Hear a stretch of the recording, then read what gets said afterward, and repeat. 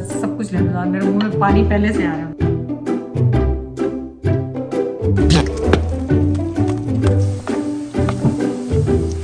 दो कप बेसन से कितने सारे पकौड़े रेडी हो गए। तो एक तरीका तो आपका ये हो गया, इसमें मैं पकौड़े सोक कर रही हूँ।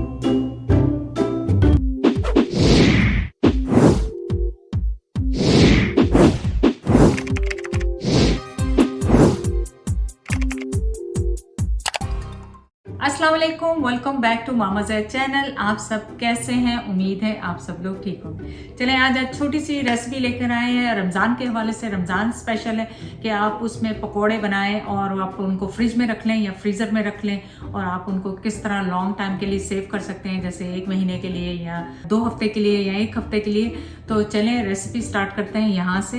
तो आज हम बना रहे हैं बेसन की फुल्की। बेसन में मैं डाल रही हूँ 1/2 टी-स्पून चिली पाउडर, आप कम और ज़्यादा कर सकते हैं। और मैं इसमें कुछ हरी प्याज या इस तरह की कोई चीज़ नहीं डालने वाली हूँ, हरा धनिया वगैरह, क्योंकि मेरे बच्चे बिल्कुल पसंद नहीं करते, वो प्लेन पकौड़े पसंद करते हैं। तो मैं वही बना रही हूँ जो घर में बनाती हूँ। सॉल्ट 1 टीस्पून आप टेस्ट के हिसाब से डालें, और 1/4 टीस्पून मैंने डाला है बेकिंग सोडा, और 1 टीस्पून ही मैं डाल रही हूँ क्यूमिन पाउडर।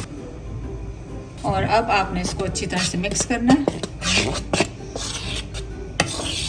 बेसन पकौड़ों के लिए अब आपने क्या करना है, इसमें नॉर्मल पानी डाल के हस्बे ज़रूरत, बहुत ज़्यादा पतला भी नहीं आपने करना है, और हल्के हल्के हाथ से पानी डालें इसमें और इसको मिक्स करते जाएं।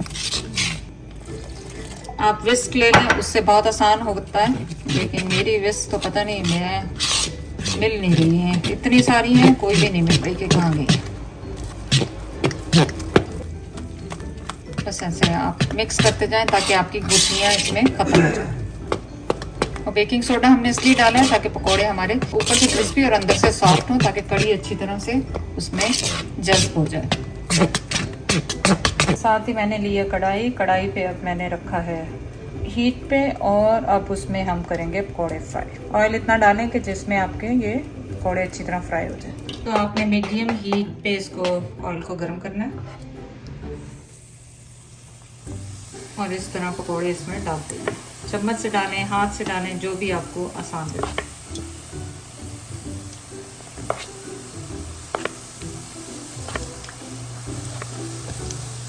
आप देखें कि छोटे छोटे मैं डाल रही हूँ, लेकिन किस तरह वो फूलते जा रहे हैं माशाल्लाह। बस इसी तरह आप इनको हिलाते जाएं, और इनको थोड़ा क्रिस्पी करें बाहर से, ताकि एकदम से वो पूरा आपका कड़ी जो है ना सोख ना कर देगी। थोड़े से क्रिस्पी होंगे तो फिर अंदर अच्छे से वो अंदर से सॉफ्ट होंगे, ऊपर से क्रिस्पी, तो कड़ी अच्छे से अंदर जज्ब हो जाएगी। इसलिए कड़ी को थोड़ा सा लिक्विड ही रखें, क्योंकि ठंडी होने के बाद वो गाढ़ी हो जाती है, और जो पकोड़े होते हैं ना वो सारी कड़ी चूस लेते हैं। तो इस तरह आप इसे बनाएं।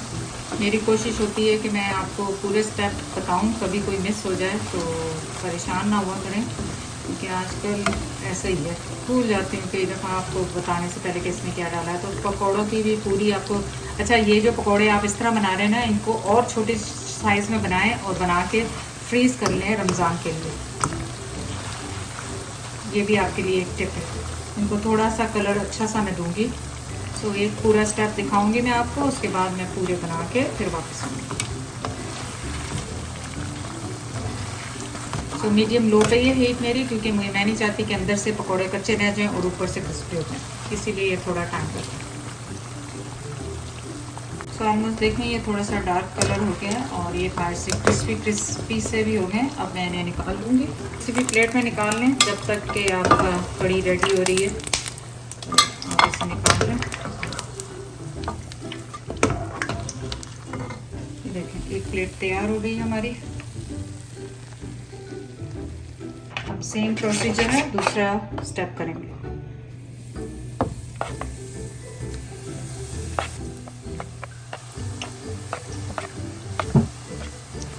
तो अब इन सबको इस तरह हल्का सा हिलाएं, और बस अब मैं सारे इसी तरह फ्राई करके वापस आती हूँ। तो आप देखें 2 कप बेसन से कितने सारे पकौड़े रेडी हो गए, और बस ये फाइनल बैच है, इसको निकालेंगे और इसके बाद क्या करते हैं आपके साथ शेयर। अब मैंने स्टोव को ऑफ कर दिया है और इन्हें बाहर निकाल दिया।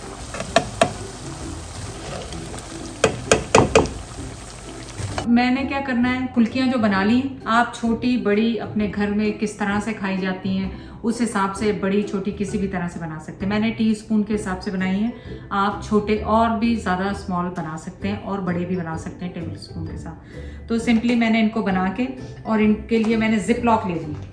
अब आप जिप लॉक ले लें और उसमें उतने पकौड़े डालते जाएं जितने आप एक दफ़ा में यूज़ करेंगे या 2 दफ़ा में। ठंडे कर लें पहले, ज़ाहिर ठंडे करने के बाद आप इनको इस तरह डाल लें, क्योंकि मुझे पता है कि हमारे घर में जो है इस दफ़ा भी एक ही दफ़ा एक चीज़ बना करेगी, 2-3 चीज़ें रफ्तारी में कोई खाने के लिए तैयार नहीं है, क्योंकि हेल्थ वाइज। और तकरीबन मैंने इसमें 8-10 पकौड़े डाल दिए ताकि 2 बंदे आराम से खा सकें। जिसका दिल चाहे, जो रोज़े वाला हो उसको दिल चाहे फ़ौरन निकाले। और ये देखें, इस तरह आप इसको लॉक कर दें। अच्छा, ये एक तो ये हो गया, और दूसरा ये है कि आप कंटेनर में भी कर सकते हैं। अगर आपने जिप लॉक यूज़ नहीं करने हैं तो एयर टाइट कंटेनर है, तो वो भी मैं आपको शो कर देती हूँ कि उसमें आपने कैसे करना। तो एक तरीका तो आपका ये हो गया। अब दूसरा ये है कि आप एयर टाइट लें, प्लीज़ एयर टाइट कंटेनर हो, उसमें ये सही रहते हैं। अब आप जितने भी आपको चाहिए आप उसमें, मैं एक्चुअली इन्हीं में फ्रीज़ करूँगी ज़्यादा। तो आप देखें कि आप इन्हें ज़्यादा भी बना के रख सकते हैं। आप जितने ज़्यादा बनाएं और आप इनको फ्रीज़ कर दें फ्रिज में, ये 1 हफ्ते तक इन्हें कुछ भी नहीं होगा। आप फ्रिज में रख दें इनको बंद करके, 1 हफ्ते तक ये बिल्कुल ठीक रहेंगे। लेकिन अगर आपने 1 महीना इसको चलाना है या 6 हफ्ते चलाने, तो आप प्लीज़ काइंडली इन्हें फ्रीज़र में रखें बंद करके, ताकि आप जब आपको यूज़ करना हो आपने इन्हें गर्म पानी में डालना है और यूज़ कर लेना। चलें, ये हो गए लॉक। अब मैं आपको थोड़ा सा यहाँ पे ये बता दूँ कि आप चाहेंगे कि मैं इसको बना के भी दिखाऊं कैसे बनाऊं, तो अभी ये फ्रीज़ नहीं हुए, इनको मैं फ्रीज़ करके और फिर बाहर निकालती हूँ, या ऐसे ही आपको बता देती हूँ। सो आप अज्यूम करें कि ये मैंने फ्रीज़र से निकाले। इस वक्त मैंने फ्रीज़र से निकाले। गर्म उबलता हुआ पानी आप लें एक बोल में और उसमें इसको सोक कर दें 2-3 मिनट के लिए, और फिर अपना रायता तैयार कर लें। दही का जो भी रायता आपने बनाना है वो तैयार करें, उसमें पकौड़े डालें, जो कि मैं अभी 1 सर्विंग आपके साथ बनाने वाली हूँ, और फिर हम मिलके खाएंगे। क्या किया है, यहाँ पे नॉर्मल पानी लिया है मैं, आप समझे कि ये गर्म पानी मैंने उबलता हुआ लिया, और फ्रीज़र से मैंने पकौड़े निकाले हैं और इसमें मैं पकौड़े सोक कर रही हूँ। इसको आपने 2-3 मिनट रहने देना है ताकि ये सॉफ्ट हो जाए, जो नरम हो जाए, ताकि आप दही के मिक्सचर में इसको शामिल कर सकें। तो आपने एक दही की लेयर डाली और अब आप देखें कि ये मेरे पकौड़े देखें कितने सॉफ्ट से हो गए। इनको मैंने हल्का सा निचोड़ा और इसके अंदर डाला, क्योंकि मैं सिंगल सर्विंग बना रही हूँ। तो ज़ाहिर अगर आप ज़्यादा बना रहे हैं तो ज़्यादा ले लें। ये देखें इतने सॉफ्ट हैं कि ऑलरेडी वो खुल रहे हैं। तो अगर फ्रीज़ होंगे तो आपको इतनी वो खुलने की उतना वो नहीं होगा। अब मैं एक और लेयर इसमें दही की और शामिल कर दूंगी ताकि पकौड़े कवर हो जाएं और ये अंदर अपने सोक कर लें दही, अच्छा सा इसका फ्लेवर है। और अब इसके नेक्स्ट लवाजमात इसमें शामिल करते हैं। यहाँ पे हरी चटनी है वो जा रही है इसमें। तो अब आपने ज़्यादा चाट में आपको जो भी वेजिटेबल पसंद है, रेड प्याज, येलो प्याज, जो कोई सी भी प्याज थोड़ी सी वो लें। क्योंकि मैंने एक सिंगल सर्विंग बनाई है तो ज़्यादा तो जाएगी नहीं, तकरीबन 1 टेबल स्पून के करीब ये लिया। 1 टेबल स्पून ही मैंने टमाटर लूँगी काट के बारीक बारीक। आप कम और ज़्यादा अपने टेस्ट के हिसाब से कर सकते हैं ताकि ये फिलिंग हो जाए, और लेकिन मेरा ख्याल इतना बहुत ज़्यादा है।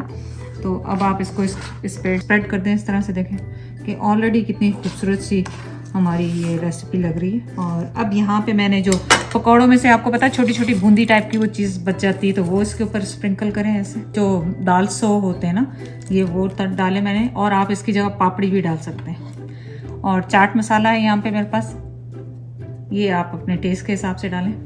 कश्मीरी जो मिर्चें हैं वो कलर के लिए इसके ऊपर डालेंगे। तो आप देखें कि कितनी खूबसूरत सी हमारी दही बड़े रेडी हो गए हैं झटपट में। तो ज़ाहिर है अब आ गया आपका फेवरेट टाइम, और चले करते हैं बिस्मिल्लाह। देखें कैसे घुल रहे हैं बिल्कुल पकौड़ियाँ जो आपने बनाई, एंड पूरा सब कुछ लेने दो। मेरे मुंह में पानी पहले से आ रहा है। बिस्मिल्लाहिर्रहमानिर्रहीम। इतने मज़ेदार बने हैं और इतने फ्रेश आपको फील होंगे जब आप खाएंगे। आप जाके रेसिपी को ज़रूर ट्राई करें और इनको फ्रीज करने की कोशिश करें ताकि आपके काम आसान हो जाए रमज़ान में, ताकि आप ज़्यादा से ज़्यादा इबादत के लिए टाइम अपना स्पेंड कर सकें। चैनल को लाइक करने का, सब्सक्राइब करने का बहुत बहुत शुक्रिया। अल्लाह हाफिज़।